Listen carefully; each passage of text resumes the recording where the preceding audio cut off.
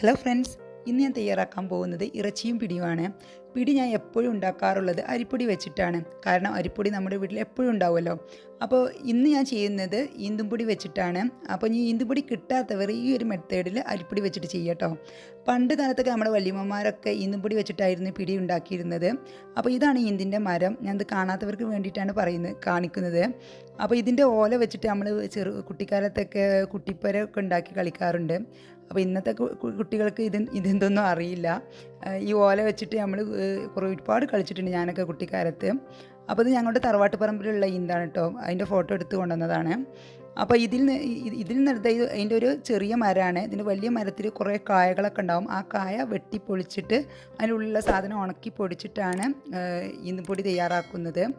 അപ്പോൾ ഇത് ചില മില്ലുകളിലൊക്കെ ഇപ്പോൾ ഈ പൊടി കിട്ടുന്നുണ്ട്. സൂപ്പർ മാർക്കറ്റിൽ കിട്ടുമെന്ന് അറിയില്ല. ഞാൻ പറഞ്ഞല്ലോ, എൻ്റെ തറവാട്ട് പറമ്പിലുണ്ടായ ഈന്തിൻ്റെ കായിൽ നിന്ന് ഉണ്ടാക്കിയ പൊടിയാണ്. അതെൻ്റെ ഉപ്പാൻ്റെ അനിയൻ, അതായത് എളാപ്പ കൊടുത്തയച്ചതാണ്. അപ്പോൾ അത് വെച്ചിട്ടാണ് ഞാൻ ഇന്ന് തയ്യാറാക്കുന്നത്. അപ്പോൾ എല്ലാവരും ഇത് ഫുള്ളായിട്ട് കാണാം. ഈന്തപ്പൊടി കിട്ടാത്തവർ അരിപ്പൊടി വെച്ചിട്ട് തയ്യാറാക്കാം. അപ്പോൾ നമുക്കിതെങ്ങനെ തയ്യാറാക്കുന്നത് നോക്കാം. തയ്യാറാക്കാൻ വേണ്ടിയിട്ട് ഞാനൊരു കട്ടിയുള്ളൊരു പാൻ അടുപ്പത്ത് വെച്ചിട്ടുണ്ട്. ഇതിലോട്ട് കുറച്ച് ഒരു മുറി തേങ്ങ ചിരവിയതും 5-6 ചുവന്നുള്ളിയും കുറച്ച് കറിവേപ്പിലയും കൂടി ഇട്ട് കൊടുത്തിട്ടുണ്ട്. ഇതിലോട്ട് ഞാൻ കുറച്ച് വെളിച്ചെണ്ണ കൂടി ഒഴിക്കണേ, അടി പിടിക്കാതിരിക്കാൻ വേണ്ടിയിട്ടാണ്. വെളിച്ചെണ്ണ കൂടി ഒഴിക്കുമ്പോൾ തേങ്ങ വറുത്ത് കൂട്ടും ചെയ്യും, അടിയിൽ ഒട്ടിപ്പിടിക്കുകയില്ല. അപ്പോൾ അതൊന്ന് വറുത്ത് വരട്ടെ. ചെറിയ തീയായിട്ട് വെച്ചിട്ടുണ്ട് കേട്ടോ. അപ്പോൾ ഇനി ഒരു അടുപ്പത്ത് ഞാൻ ഇറച്ചി വേവിക്കാനായിട്ട് ഒരു കുക്കർ വെച്ചിട്ടുണ്ട്. ഇതിലോട്ട് ഞാൻ കുറച്ച് വെളിച്ചെണ്ണ ഒഴിച്ചിട്ടുണ്ട്. മീഡിയം സൈസ് വലിപ്പമുള്ള 2 സവാള ചെറുതായിട്ട് കട്ട് ചെയ്ത് ഇട്ട് കൊടുത്തിട്ടുണ്ട്. അപ്പോൾ ഇതൊന്ന് വയന്ന് വരട്ടെ. ഇത് ലോ ഫ്ലെയിമിലോട്ട് മാറ്റി കൊടുക്കാം. ഇനി നമുക്ക് പിടി തയ്യാറാക്കാൻ വേണ്ടിയിട്ടുള്ള ഈന്തപ്പൊടി എടുത്തിട്ടുണ്ട്. ഞാൻ 3 കപ്പ് ഈന്തപ്പൊടിയാണ് എടുത്തിട്ടുള്ളത്. 3 കപ്പ് കൊണ്ട് നമുക്ക് 6 പേർക്ക് നല്ല പോലെ കഴിക്കാനുണ്ടാവും കേട്ടോ. വലിയ 6 പേർക്ക് നല്ല പോലെ കഴിക്കാനുണ്ടാകും. അപ്പോൾ 1 കപ്പ് കൊണ്ട് 2 പേർക്ക് എന്നുള്ള രീതിയിൽ എടുത്താൽ മതി. അപ്പം 3 കപ്പ് പൊടിയാണ് ഞാൻ എടുത്തിട്ടുള്ളത്. അപ്പോൾ ഇത് അളന്ന് വെച്ചിട്ടുണ്ട്. ഇനി നമുക്കിതിലോട്ട് ഇത് വാട്ടിയെടുക്കണമെന്ന്. നമുക്ക് അരിപ്പൊടിയൊക്കെ സാധാരണ പത്തിരിക്ക് വാട്ടിയെടുക്കുന്നത് പോലെ തന്നെയാണ് വാട്ടിയെടുക്കുന്നത്. അതിന് വേണ്ടിയിട്ട് ഞാനിവിടെ 1 കപ്പ് ഈന്തപ്പൊടിക്ക് 3/4 കപ്പ് വെള്ളം എന്ന നിലയിലാണ് എടുത്തിട്ടുള്ളത്. അപ്പോൾ 3 കപ്പിന് ഞാൻ എടുത്തിട്ടുള്ളത് 2.25 കപ്പ് വെള്ളമാണ്. അതിൽ കൂടി പോകണ്ട, കാരണം അരിപ്പൊടിൻ്റെ അത്ര വെള്ളം വേണ്ട ഈന്തപ്പൊടിക്ക്. അപ്പോൾ ഇതിലോട്ട് നമുക്ക് കുറച്ച് പാകത്തിനുള്ള ഉപ്പും കൂടി ചേർത്ത് കൊടുത്തിട്ട് വെള്ളം ഒന്ന് തിളക്കട്ടെ. ആ സമയമായപ്പോൾ നമ്മുടെ തേങ്ങ ഞാൻ ഒരു അടുപ്പത്ത് വെച്ചിട്ടുണ്ടായിരുന്നല്ലോ, ഇതൊരു 3/4 ഭാഗം ഏകദേശം വറവായിട്ടുണ്ട്, പകുതിയിലേറെ വറവായിട്ടുണ്ട്. ഈ സമയത്ത് നമുക്ക് ഇതിലോട്ട് കുറച്ച് കാര്യങ്ങൾ കൂടി ചേർക്കാനുണ്ട്. ആദ്യം ചേർക്കേണ്ടത് പെരിഞ്ജീരകമാണ്. 1 ടീസ്പൂൺ പെരിഞ്ജീരകം ചേർത്ത് കൊടുക്കുന്നുണ്ട്. ഇനി നമുക്ക് ഇതിലോട്ട് ചേർക്കേണ്ടത് മല്ലിയാണ്. നമ്മുടെ ഇറച്ചിയിലോട്ടുള്ള എല്ലാ മസാലകളും ഈ തേങ്ങയിലിട്ട് വറുത്തിട്ടാണ് ഞാൻ ചേർക്കുന്നത്. അപ്പോൾ അങ്ങനെ ഉണ്ടാക്കുമ്പോൾ ഒരു പ്രത്യേക ടേസ്റ്റാണ്. വേറെ മസാലപ്പൊടികളൊന്നും ആഡ് ചെയ്യുന്നില്ല. മസാലകളൊക്കെ ഇതിലോട്ട് ഇട്ടിട്ട് വറുത്തിട്ടാണ് ചേർക്കുന്നത്. അപ്പോൾ ഒരു 1-1.25 ടീസ്പൂണ് പെരിഞ്ജീരകം ഇട്ട് കൊടുത്തു. 1 ടീസ്പൂണ് ഉലുവ ഇട്ട് കൊടുത്തിട്ടുണ്ട്. അതുപോലെ തന്നെ ഒരു 4 ടീസ്പൂണ് മല്ലി എടുത്തിട്ടുണ്ട്. 4-5 ടീസ്പൂൺ ഇട്ട് കൊടുക്കാം മല്ലി. അത് നിങ്ങളുടെ ടേസ്റ്റിനനുസരിച്ച് ചേർത്ത് കൊടുക്കാം. ഞാൻ ഒരു 4-4.5 ടീസ്പൂണ് ചേർത്ത് കൊടുത്തിട്ടുണ്ട് മല്ലി. കാരണം നമ്മൾ മല്ലിപ്പൊടിയൊന്നും വേറെ ചേർക്കുന്നില്ല, ഈ ഒരു മല്ലി തന്നെ ചേർക്കുന്നുള്ളൂ. അപ്പോൾ ഇത് ഈ തേങ്ങയിലിട്ട് വറുത്തിട്ടാണ് ചേർത്ത് കൊടുക്കുന്നത്. അപ്പോൾ ഇനി നമുക്ക് തേങ്ങ പകുതി വറവാകുമ്പോഴാണ് ഇതൊക്കെ ചേർക്കാറുള്ളത്. ബാക്കി കുറച്ചൊരു 3-4 മിനിറ്റും കൂടി അത് വറുത്തതിന് ശേഷം നമുക്കിതിലോട്ട് ഒരു 5-6 വറ്റൽമുളകും കൂടി ചേർത്ത് കൊടുക്കാം. കാരണം ഇതിലോട്ട് നമ്മൾ മുളക് പൊടി ചേർക്കുന്നില്ല, ഈ മുളക് തന്നെ ചേർക്കുന്നുള്ളൂ. അപ്പോൾ നമുക്ക് എരിവിന് ആവശ്യമുള്ള വറ്റൽമുളക് ചേർത്ത് കൊടുക്കാം. അതുപോലെ തന്നെ 1 ടീസ്പൂൺ കുരുമുളകും കൂടി ചേർത്ത് കൊടുക്കുന്നുണ്ട്. അതുപോലെ തന്നെ ഒരു 3/4 ടീസ്പൂൺ മഞ്ഞൾപ്പൊടി. ലാസ്റ്റാണ് പൊടികൾ ചേർക്കേണ്ടത്, കാരണം അത് കരിഞ്ഞു പോവും. അതുകൊണ്ടാണ് ലാസ്റ്റ് ചേർക്കണം എന്ന് പറയുന്നത്. ഇനി ഞാൻ ഇതിലോട്ട് ചേർക്കുന്നത് 1/2 teaspoon garam masala powder. Garam masala powder ചേർക്കുന്നില്ലെങ്കിൽ പട്ട, ഗ്രാമ്പു, ഏലക്ക ഒരു ചെറിയ പീസ് ഇട്ട് കൊടുത്താലും മതി. ഈ സമയത്ത് നമ്മുടെ സവാള നന്നായിട്ട് വന്നിട്ടുണ്ട്. ഇതിലോട്ട് ഞാൻ 2 ടേബിൾ സ്പൂൺ ജിഞ്ചർ ഗാർലിക് പേസ്റ്റും ഇഞ്ചി വെളുത്തുള്ളി ചതച്ചതും 2 പച്ചമുളകും ഇട്ട് കൊടുത്തിട്ടുണ്ട്. അതുപോലെ തന്നെ പാകത്തിന് ആവശ്യത്തിനുള്ള ഉപ്പും കൂടി ചേർത്ത് കൊടുക്കുന്നുണ്ട്. ഒരു 1.5-1.25 ടീസ്പൂൺ ഉപ്പും കൂടി ചേർത്ത് കൊടുത്തിട്ടുണ്ട്. ഇനി നമുക്കിതിലോട്ട് നമ്മൾ കഴുകി വൃത്തിയാക്കി വെച്ച ബീഫ് ഇട്ട് കൊടുക്കാം. ഒരു 750 ഗ്രാം ബീഫാണ് ഞാൻ എടുത്തിട്ടുള്ളത്, അതിട്ട് കൊടുത്തിട്ടുണ്ട്. ഇനി നമുക്കിതിലോട്ട് ഒരു 2 ടേബിൾ സ്പൂൺ സുർക്ക കൂടി ഒഴിച്ചു കൊടുക്കാം. ഒരു പുളിയുടെ ടേസ്റ്റ് കിട്ടാൻ വേണ്ടിയിട്ടാണ്. നമ്മൾ ഇതിലോട്ട് തക്കാളി ചേർക്കുന്നില്ല. അപ്പോൾ നമ്മൾ ബീഫൊക്കെ ഒന്നിട്ട് സോഫ്റ്റായി കിട്ടാനും ഒരു പുളിയുടെ ടേസ്റ്റ് കിട്ടാനും വേണ്ടിയിട്ടാണ് നമ്മൾ വിനെഗർ, അതായത് സുർക്ക ചേർത്ത് കൊടുത്തത്. അതിന് ശേഷം നമ്മൾ തയ്യാറാക്കി വെച്ച ആ മസാല അരച്ചിട്ട് ഒഴിച്ചു കൊടുക്കാം. തേങ്ങയും മല്ലിയെല്ലാം കൂടി ഇട്ട് നമ്മൾ വറുത്ത് വെച്ചിട്ടുണ്ടായിരുന്നല്ലോ, ആ മസാല നല്ലപോലെ മിക്സിയിലിട്ട് അരച്ചിട്ട് ഇതിലോട്ട് ചേർത്ത് കൊടുക്കുകയാണ് വേണ്ടത്.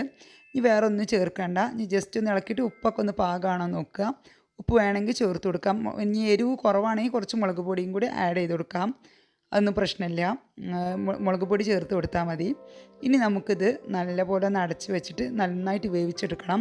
ബീഫ് ആയതുകൊണ്ടാണ്. ചിക്കൻ ആണെങ്കിൽ പാനിലിട്ട് വേവിച്ചാൽ മതി, ഇതേ മസാല തന്നെ മതി ചിക്കനാണെങ്കിലും. പക്ഷേ കുക്കറിൽ വേവിക്കണ്ടെന്ന് മാത്രം. പാനിലിട്ടിട്ട് ഒന്ന് 10 മിനിറ്റ് തിളപ്പിച്ചാൽ തന്നെ ചിക്കൻ നന്നായിട്ട് വെന്തിട്ടും. ഇത് ബീഫ് ആയതുകൊണ്ട് 4 വിസിൽ 5 വിസിൽ വേവുന്നത് വരെ വേവിക്കുക. അതാണ് അതിൻ്റെ കണക്ക്. ചില ബീഫിന് കൂടുതൽ വേവുണ്ടാവും, ചില ബീഫിന് കുറവുണ്ടാവും. ഈ സമയത്ത് നമ്മുടെ വെള്ളം നന്നായിട്ട് തിളച്ചിട്ടുണ്ട്. ഇതിലോട്ട് നമുക്ക് പൊടിയിട്ടിട്ട് ഒന്ന് അടച്ച് വെക്കാം. പൊടിയിട്ടിട്ട് നല്ലപോലെ ഒന്ന് ഇളക്കിയിട്ട് ഒന്ന് അടച്ച് വെക്കാം. ഒരു 2-3 മിനിറ്റ് അടച്ച് വെച്ചതിന് ശേഷം ഫ്ലെയിം ഓഫ് ചെയ്യാം. അതിനുശേഷം നമുക്കൊന്ന് ഇതാക്കാം. ഈ സമയത്ത് ഒരു തേങ്ങാപ്പാൽ തയ്യാറാക്കണം. അതിന് വേണ്ടിയിട്ട് ഒരു തേങ്ങ ചിരവിയിട്ട് ഞാൻ തേങ്ങ നന്നായിട്ട് അരച്ചിട്ട് പാൽ പിഴിഞ്ഞ് വെക്കുന്നുണ്ട്. ഈ സമയത്ത് ഇത് കുറച്ച് ചൂടൊക്കെ ഒന്ന് പോയിട്ടുണ്ട്. നമുക്കിതൊന്ന് കുഴച്ചെടുക്കാം. നമ്മുടെ ഇന്തും പൊടിയെ ഒന്ന് കുഴച്ചെടുത്തിട്ട് പിടിയായിട്ട് പിടിച്ചെടുക്കണം. ഇത് പെട്ടെന്ന് കുഴഞ്ഞ് കിട്ടും, അധികം കുഴക്കൊന്നും വേണ്ട. നല്ല ചൂടാണ്. അപ്പോൾ ഞാനൊരു തളികയിലോട്ട് ഇട്ടിട്ട് നല്ല പോലെ ഒന്ന് കുഴച്ചെടുക്കുന്നുണ്ട്. ഇതിന് കുറേ ആളുകൾ വേണം ഈ ഒരു പിടി തയ്യാറാക്കാൻ വേണ്ടിയിട്ട്. അപ്പോൾ കുട്ടികളൊക്കെ ഇതിലോട്ട് ഒന്ന് ഉൾപ്പെടുത്തുകയാണെങ്കിൽ, ഈ ഒരു പണിയിൽ ഉൾപ്പെടുത്തുകയാണെങ്കിൽ നമ്മൾ പെട്ടെന്ന് കഴിഞ്ഞു കിട്ടും. ഇവിടെ കുട്ടികൾ തന്നെയാണ് ചെയ്യുന്നത്. ഞാനത് കുഴച്ചിട്ട് ഓരോരോ ബോളുകളാക്കിയിട്ട് കുട്ടികൾക്ക് കൊടുക്കുകയാണ്. അവർ പിടി പിടിച്ചോളാം എന്ന് പറഞ്ഞിട്ടുണ്ട്. അപ്പോൾ അങ്ങനെയാണ് ചെയ്യേണ്ടത്. അങ്ങനെ ആകുമ്പോൾ എല്ലാവർക്കും ഒരു രസമാണേനും നമുക്ക് പെട്ടെന്ന് പരിപാടി കഴിയും ചെയ്യും. അതല്ല ഒരാളെ കൊണ്ട് മാത്രം ഇത് ചെയ്യാൻ കഴിയില്ല, ബുദ്ധിമുട്ടാണ്. അപ്പോൾ അത് കുഴച്ചതിന് ശേഷം ഞാൻ അവർക്ക് കൊടുക്കുക. ഒന്ന് സോഫ്റ്റ് ആക്കിയിട്ട് കുഴച്ചെടുക്കുക. ഒരു 5 മിനിറ്റ് മതിയാവും ഇതൊന്ന് കുഴച്ചെടുക്കാൻ വേണ്ടിയിട്ട്. ഞാൻ കയ്യിലൊന്ന് എണ്ണ തേച്ചിട്ടൊന്ന് നന്നായിട്ടൊന്ന് കുഴച്ചെടുത്തിട്ടുണ്ട്. ഈ ഒരു പരുവത്തിലാവുമ്പോൾ നമുക്ക് കയ്യിൽ ഒന്നും കൂടി എണ്ണ പരട്ടിയിട്ട് നമുക്കിതൊന്ന് പിടിച്ചെടുക്കാം. നമ്മൾ കയ്യിൽ ഒട്ടി പിടിക്കില്ല എണ്ണ ഒന്ന് തേച്ച് കൊടുത്താൽ. ഓയിലോ വെളിച്ചെണ്ണ ഏത് ഓയിൽ വേണമെങ്കിലും തേച്ച് കൊടുക്കാം. ഇനി നമുക്ക് ഇതുപോലെ ചെറിയ ബോളുകളാക്കിയിട്ട് ഞാൻ കുട്ടികൾക്ക് കാണിച്ചു കൊടുക്കുകയാണ് എങ്ങനെ ചെയ്യേണ്ടത് എന്നുള്ളത്. ചെറിയ മോൾക്ക് അറിയില്ലായിരുന്നു. അപ്പോൾ അവർക്കൊന്ന് പറഞ്ഞു കൊടുത്താൽ അവരിതുപോലെ ചെയ്യുകയാണെങ്കിൽ നമുക്ക് മറ്റുള്ളതൊക്കെ ആകുമ്പോഴേക്കും ഇത് നല്ല ഈസി ആയിട്ട് കിട്ടും. ഇതുപോലെയാണ് ഞാൻ തയ്യാറാക്കുന്നത്. ഓവർ വലുതുമല്ല ഓവർ ചെറുതുമല്ല, ആ രീതിയിലാണ് ഞാൻ തയ്യാറാക്കുന്നത്. ഈ ഒരു വലുപ്പമുള്ള പിടിയായിട്ടാണ് പിടിക്കുന്നത്. സാധാരണയായിട്ട് എല്ലാവരും ഇത് വെള്ളത്തിലിട്ട് തിളപ്പിച്ചിട്ട് ഊറ്റിയെടുക്കുകയാണ് ചെയ്യാറുള്ളത്. തിളച്ച വെള്ളത്തിലിട്ടിട്ട് ഇതങ്ങോട്ട് വേവിച്ചിട്ട് ഊറ്റിയെടുക്കുകയാണ് ചെയ്യാറുള്ളത്. അങ്ങനെയാണ് ഞാൻ എൻ്റെ വല്യമ്മയൊക്കെ ചെയ്യുന്നത് കണ്ടിട്ടുള്ളത്. പക്ഷേ ഞാനും അങ്ങനെ തന്നെയായിരുന്നു ചെയ്തിരുന്നത്. പക്ഷേ എനിക്ക് തോന്നുന്നു അതിൻ്റെ ഒരു ഇതൊക്കെ നഷ്ടപ്പെടും അങ്ങനെ വെള്ളത്തിലിട്ട് ഊറ്റുമ്പോൾ എന്ന്. അതുകൊണ്ട് തന്നെ ഞാൻ ഇന്ന് സ്റ്റീം ചെയ്താണ് എടുക്കുന്നത്. അപ്പോൾ ആദ്യം ഇതിലൊരു ബാച്ച് ആയിട്ടുണ്ട്. ഇതുപോലെ ഇത്ര 3 പ്രാവശ്യം ചെയ്യാനുണ്ട് കേട്ടോ. അപ്പോൾ ആദ്യം ഒരു പ്രാവശ്യം ഞാൻ സ്റ്റീം ചെയ്തെടുക്കുകയാണ്. ഒരു 10 മിനിറ്റാണ് സ്റ്റീമറിൽ വെക്കുന്നത്. 10 മിനിറ്റ് കൊണ്ട് തന്നെ വെന്തിട്ടു. അധികം വേവൊന്നും ഉണ്ടാവില്ല ഇന്തും പൊടിക്ക്. അപ്പോൾ ഞാൻ അത് ആദ്യം ഇങ്ങനെ സ്റ്റീം ചെയ്തിട്ട് പിന്നെ ഞാൻ വെള്ളത്തിലിട്ടിട്ട് വേവിക്കുന്നുണ്ട് കേട്ടോ. ഞാൻ കാണിക്കാം. ആദ്യം ഞാൻ 10 മിനിറ്റ് ഇതുപോലെ സ്റ്റീം ചെയ്തെടുക്കുകയാണ്. അപ്പോൾ ഇത് സ്റ്റീം ആവുന്ന സമയം കൊണ്ട് നമുക്ക് അടുത്ത ബാച്ച് പിടിയാക്കിയിട്ട് പിടിക്കാൻ പറ്റും. ടൈം കിട്ടുമല്ലോ നമുക്ക്. അപ്പോൾ അത് 10 മിനിറ്റ് കഴിഞ്ഞു. ഇത് നന്നായിട്ട് വെന്തിട്ടുണ്ട്. അപ്പോൾ ഇത് നമുക്ക് ഇതിന്ന് മാറ്റാം. അപ്പോൾ ഞാൻ പറഞ്ഞല്ലോ, ഒരു തേങ്ങ ചിരവിയിട്ട് ഞാൻ പാലെടുത്ത് വെക്കുന്നുണ്ടെന്ന്, തേങ്ങാപ്പാൽ. ആ തേങ്ങാപ്പാലാണിത്. ഇതിലോട്ടാണ് ഞാൻ നമ്മൾ എടുത്ത സ്റ്റീം ചെയ്ത ഇതിൻ്റെ പിടി ഞാൻ ഇതിലോട്ടിട്ട് കൊടുക്കുകയാണ്. അതിലോട്ടിട്ട് കൊടുക്കുകയാണ്. അപ്പോൾ ഇത് കണ്ട കട്ട പിടിച്ച പോലെ കിടക്കുന്നില്ല. അപ്പോൾ നമുക്കൊന്നിന് സ്പൂൺ വെച്ചിട്ടൊന്ന് ഇളക്കി കൊടുത്താൽ ഒന്നിൽ തൊടാത്ത രീതിയിലുള്ള പിടിയായിട്ട് കിട്ടും. അങ്ങനെ ഓരോന്ന് നമുക്ക് പിടി സ്റ്റീം ചെയ്തെടുത്തതിന് ശേഷം ഇതിലോട്ടിട്ട് കൊടുക്കാം. ഈ തേങ്ങാപ്പാൽ ഒരു 5 കപ്പ് തേങ്ങാപ്പാലുണ്ട് കേട്ടോ. ഒരു തേങ്ങ ചിരവിയിട്ട് പാലെടുത്തതാണ്. 1-ാം പാലും 2-ാം പാലൊന്നും എടുത്തിട്ടില്ല. കുറച്ച് വെള്ളം ഒഴിച്ചിട്ട് അങ്ങനെ ഒറ്റ പാൽ മാത്രമേ എടുത്തിട്ടുള്ളൂ. അത് കുറച്ച് ലൂസായിട്ട് എടുത്തെന്ന് മാത്രം. ഇനി 2-ാമത്തെ ബാച്ചും തയ്യാറായിട്ടുണ്ട്. ഇതുപോലെ 3 ബാച്ചും തയ്യാറായി ഞാൻ ഇതിലോട്ടിട്ട് കൊടുത്തിട്ടുണ്ട്. അപ്പോൾ ഇത്രയുണ്ട് നമ്മളെ ഈന്തുംപൊടി. ഇനി നമുക്ക് ഇതൊന്ന് അടുപ്പത്ത് വെച്ചിട്ട് ഒന്ന് തിളപ്പിച്ചെടുക്കാം. ആ തേങ്ങാപ്പാലോട് കൂടി ഒന്ന് തിളപ്പിച്ചെടുക്കാം. ഞാൻ പറഞ്ഞില്ല ഞാൻ വീണ്ടും വേവിക്കുന്നുണ്ടെന്ന്. അപ്പോൾ കൂടുതൽ വേവിക്കൊന്നും വേണ്ട. ഈ തേങ്ങാപ്പാൽ നമ്മൾ വെള്ളം ഊറ്റിക്കളയൊന്നുമില്ല. ഈ തേങ്ങാപ്പാൽ നമ്മൾ യൂസ് ചെയ്യുന്നുണ്ട്. ഇതിന്ന് കളയാനൊന്നുമില്ല. ഇനി ഈ തേങ്ങാപ്പാലിലിട്ടിട്ട് തന്നെയാണ് നമ്മളിത് ഇന്നും പൊടി തയ്യാറാക്കുന്നത്. ഇനി നമുക്കിതിലോട്ട് നമ്മൾ വേവിച്ച ഇറച്ചി ഉണ്ടല്ലോ, ആ മസാലയോട് കൂടി നമുക്കിതിലോട്ട് ഒഴിച്ചു കൊടുക്കാം. അതിട്ട് തിളച്ചതിന് ശേഷം ഒരു 2 ടേബിൾ സ്പൂൺ അരിപ്പൊടി കുറച്ച് വെള്ളത്തിൽ കലക്കിയിട്ട് അങ്ങോട്ട് ഒഴിച്ചു കൊടുക്കുക. അപ്പോൾ നല്ലൊന്ന് കുറുകി വരും. ഇനി നമ്മൾ സാധാരണ ചെയ്യുന്ന പോലെ തന്നെ കുറച്ച് വെളിച്ചെണ്ണ ചൂടാക്കിയിട്ട് ചുവന്നുള്ളിയും കറിവേപ്പിലയും കൂടി ഒന്ന് മൂപ്പിച്ചിട്ട് തൂമ്പിച്ചിട്ട് അതിൻ്റെ മുകളിലോട്ട് ഒഴിക്കാം. നമ്മുടെ സ്വാദിഷ്ടമായ ഈന്തുംപൊടി തയ്യാറായിട്ടുണ്ട്. ഇതുപോലെ എല്ലാവരും ഒന്ന് തയ്യാറാക്കി നോക്കുക. നല്ല ടേസ്റ്റി ആയിട്ടുള്ള ഒരു ഈന്തുംപിടിയാണ്, എല്ലാവർക്കും ഇഷ്ടമാവും. ഇതിൻ്റെ മസാല തന്നെ ഒരു പ്രത്യേക ടേസ്റ്റാണ്. ചിക്കൻ കൊണ്ടായാലും ബീഫ് കൊണ്ടായാലും ഈ ഒരു രീതിയിൽ തയ്യാറാക്കി നോക്കിയിട്ട് ഫീഡ്ബാക്ക് അറിയിക്കുക. ഇഷ്ടമായ ഫ്രണ്ട്സിനും ഫാമിലിക്കൊക്കെ ഒന്ന് ഷെയർ ചെയ്യുക. ഇതുവരേക്കും എൻ്റെ ചാനൽ സബ്സ്ക്രൈബ് ചെയ്യാത്തവർ സബ്സ്ക്രൈബ് ചെയ്ത് സപ്പോർട്ട് ചെയ്യുക. എല്ലാവർക്കും എൻ്റെ നന്ദി.